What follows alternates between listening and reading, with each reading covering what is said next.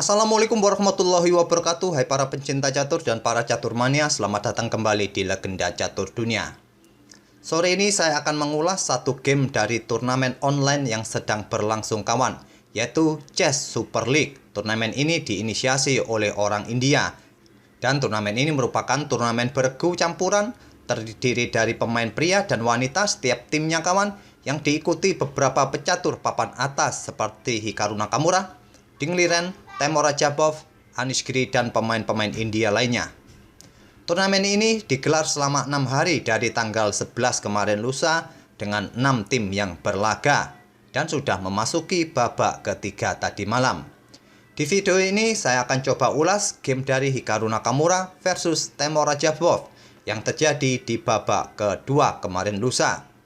Dan Hikaru Nakamura ini kawan tergabung dalam tim Crazy Knight, sedangkan Temur Rajabov membela tim Razzle Rooks.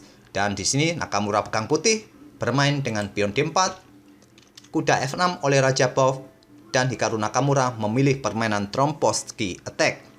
Tujuannya langsung memberikan tekanan bagi kuda F6 ini, juga mengontrol atau memberikan pressure bagi menteri yang ada di belakangnya nanti jika pion ini didorong maju ke depan.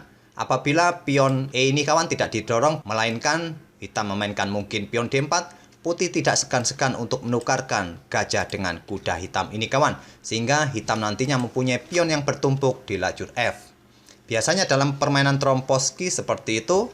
Di sini Rajabov memainkan pion D5, tapi Nakamura tidak pukul kuda, melanjutkan dengan pengembangan kuda D2, pion C6, pion E3, membuka diagonal petak terang bagi pengembangan gajah ke E2 atau ke petak D3 nanti, didahului oleh gajah petak terang hitam ke F5, mengontrol petak D3 agar gajah ini tidak berkembang ke petak D3 nanti. Nakamura melanjutkan dengan pion C4, pion E6, dan Nakamura melanjutkan pengembangan kudanya ke E2. Mengembangkan kuda ke F3 bisa jadi pilihan bagi putih juga kawan.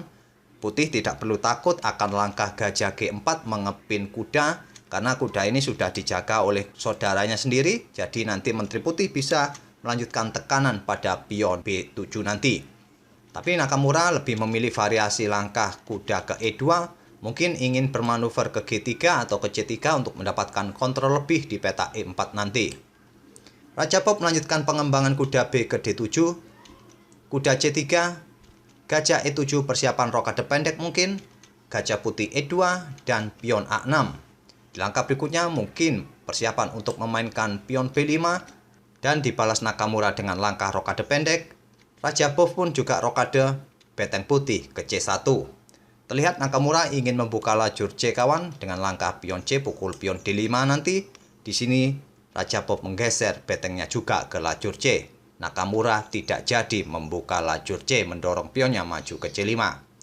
Dan Rajabov merespon dengan pion E5, ingin membuka permainan di peta pusat.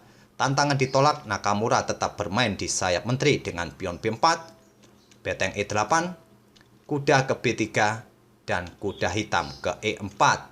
Menempati spot yang cukup bagus, yang cukup ideal bagi kuda, juga membuka tantangan bagi gajah putih ini. Juga tantangan kepada kuda putih ini untuk pukul kuda E4.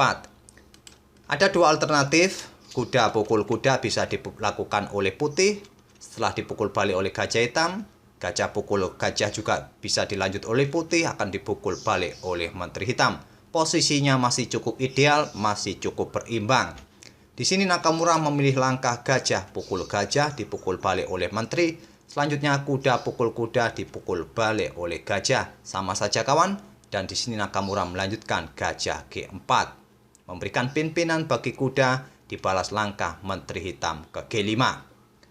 Jika gajah ini pukul kuda kawan, ancamannya cukup jelas, kalian sudah tahu akan skakmat satu langkah dari hitam. Oleh karena itulah pada posisi ini langkah terbaik bagi putih sebetulnya adalah memainkan pion F3.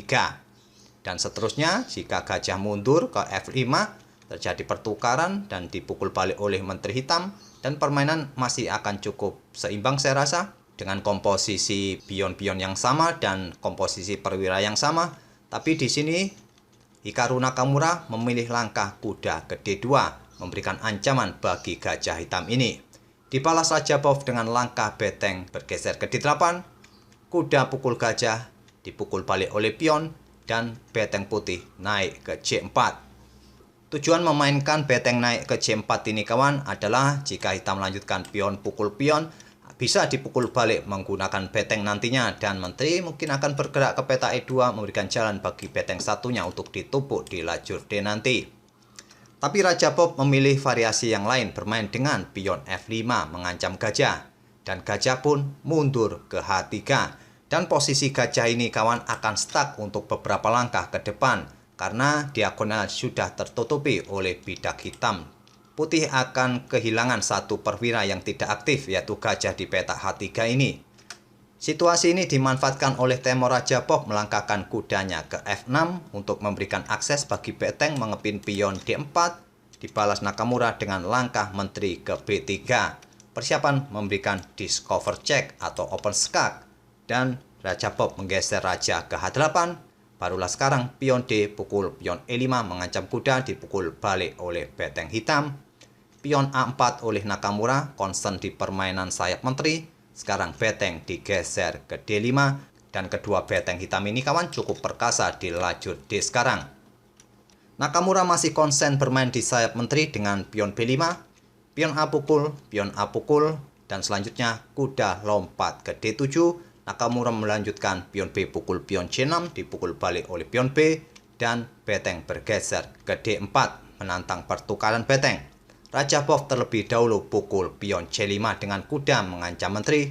Menteri ke C4, barulah sekarang beteng pukul beteng, dipukul balik oleh pion mengancam kuda, kuda ke D3. Dan posisi kuda ini kawan, seperti yang sering saya sebutkan, merupakan monster kuda yang sangat berbahaya yang sudah tidak bisa diganggu gugat lagi. Apalagi posisi gajah ini salah tempat kawan di peta H3. Dan gajah ini sudah menjadi gajah yang mati kutu, tidak bisa bergerak kemana-mana. Kecuali dia harus mendapatkan tempat, pion G3 mungkin didorong terlebih dahulu, nanti gajah bisa bergerak ke peta G2. Tapi dengan mendorong pion maju ke G3 ini kawan akan memberikan kesempatan hitam memainkan pion F4-nya nanti. Tentu saja dengan situasi diagram seperti ini, hitamlah yang lebih baik di sini. Permainan berlanjut, menteri putih ke E6 untuk memberikan ancaman bagi pion C6, juga memberikan ancaman bagi pion F5 agar gajah ini bisa aktif kembali. Dilindungi oleh beteng F8, menteri pukul pion C6, pion E3 menantang pertukaran pion, tantangan ditolak kawan. Menteri putih ke F3 oleh Nakamura. Apabila tadi tantangan pion ini diterima oleh putih kawan, pion F pukul pion E3, ancamannya adalah 5 langkah lagi akan skak mat. Menteri akan pukul skak, raja bergeser, selanjutnya adalah kuda ke F2 skak. Jika tidak dipukul oleh beteng, raja bergeser ke peta G1, selanjutnya ancamannya cukup cantik kawan, skak mat dengan shmuter checkmate. Atau pada posisi ini jika kuda ini dipukul oleh beteng, maka ancamannya adalah menteri ke E1 skak, ditutup oleh beteng dan skak mat. Oleh karena itulah tantangan pion E3 ini ditolak oleh Nakamura, memilih menterinya ke F3. Kuda pukul pion F2 lanjut Raja Bob. Selanjutnya adalah beteng bergeser ke E1, memberikan ancaman bagi pion E3. Pion di backup oleh pion F4. Gajah akhirnya bisa keluar ke peta E6. Dan menteri hitam bergerak ke A5 menyerang beteng, beteng ke B1, menteri ke A7 mengancam pion. Di sini menteri putih bergerak ke D5 melindungi pionnya. Menteri hitam bergerak ke C7, gajah mundur ke F5, dan sekarang pion G6, gajah kembali ke E6, beteng D8 menyerang menteri, menteri ke C5 menantang pertukaran menteri. Tantangan ditolak, Raja Bob menginginkan pertukaran di peta D6. Tantangan diterima, dipukul balik oleh beteng mengancam gajah, dilindungi oleh pion, selanjutnya kuda bergerak ke D3, dan Raja Putih bergerak ke F1. Kuda ke C5 mengancam gajah, dibiarkan saja oleh Nakamura, memilih beteng B4 menyerang pion, pion G5 melindungi pion F4, dibalas pion H4, dibalas dengan pion H6, dan gajah mundur ke G4 menghindari ancaman kuda. Dan selanjutnya beteng pukul pion H pukul pion G5 dipukul balik oleh pion H, beteng putih bergerak ke B5 mengepin kuda. Raja hitam mulai bergerak ke G7, pion G3 menantang pion, tantangan ditolak, raja bergerak ke F6, gajah ke F3 menyerang beteng, beteng bergeser ke E5, dan pion G pukul pion F4 dipukul balik, beteng putih bergerak ke B4, dan kuda ke E6 untuk melindungi pion dari ancaman beteng putih. Beteng ke B8 ingin menyerang dari belakang kawan, dibalas dengan beteng hitam ke A5 untuk memberikan ancaman skak di peta A1 atau nantinya bergerak untuk membatasi ruang gerak raja di baris kedua ini nanti. Gajah ke G4 menyerang kuda, kuda ke D4 memberikan dukungan bagi pion didorong maju ke depan dan diikuti dengan langkah beteng ke A1 skak, dan berarti di 3 langkah berikutnya akan terjadi skak mat. Oleh karena itu, beteng putih ke F8 skak terlebih dahulu, raja ke G5, beteng G8 skak, raja ke H4. Di sini di langkah ke-55, Hikaru Nakamura menyerah.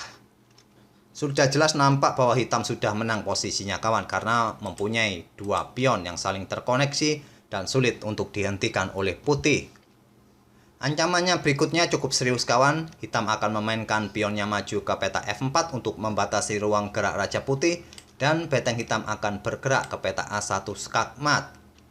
Dan apabila permainan dilanjutkan dengan langkah raja yang bergeser ke G2 mendekati peta F3, jika pion didorong, mungkin gajah akan pukul pion, beteng akan ke A2 melakukan skak.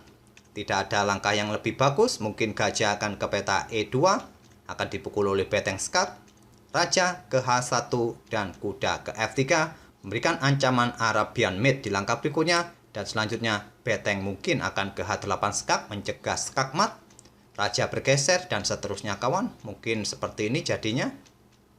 Sudah tidak bisa dilanjutkan lagi permainan seperti ini. Tetap saja pion bisa promosi ataupun melakukan skak mat dengan 1 beteng pun bisa dilakukan oleh hitam nantinya. Oleh karena itulah pada posisi seperti ini saat raja bergeser ke peta H4 ini, Nakamura resign di langkah ke-55 ini. Itulah kawan permainan Hikaru Nakamura melawan Temur Rajabov di turnamen online Chess Super League 2021 di putaran kedua kemarin lusa. Semoga permainan kedua pemain tadi bisa menghibur kawan-kawan di sore ini, dan kita akan bertemu di video-video berikutnya. Terima kasih. Wassalamualaikum warahmatullahi wabarakatuh.